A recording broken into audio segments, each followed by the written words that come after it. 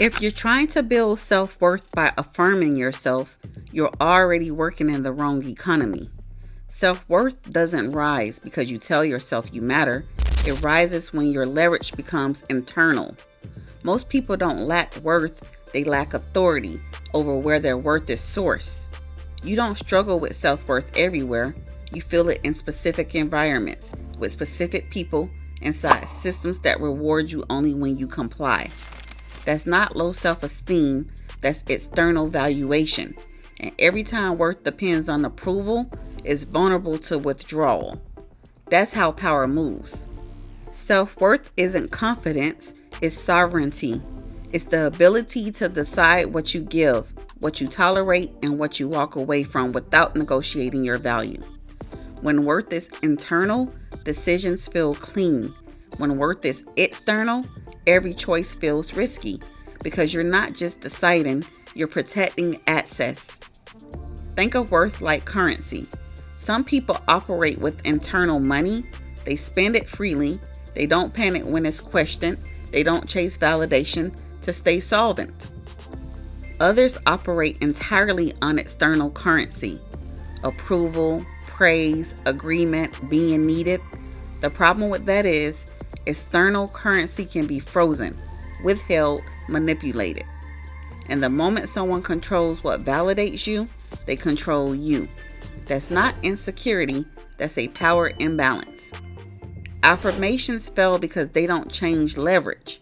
You can tell yourself you're worthy all day, but if your worth still depends on being chosen, being liked, being useful, you're still operating in someone else's economy. Self-worth doesn't stabilize until validation is no longer required to act. That's the shift. Here's how participation showed up. You overgave to feel secure. You stayed to be chosen. You explained to be understood. You tolerated to avoid loss. You weren't lacking worth. You were trying to earn it inside systems that only paid out when you overfunction. That's not a character flaw. That's positioning. Have you ever noticed your self-worth rise and fall based on how someone else responds to you?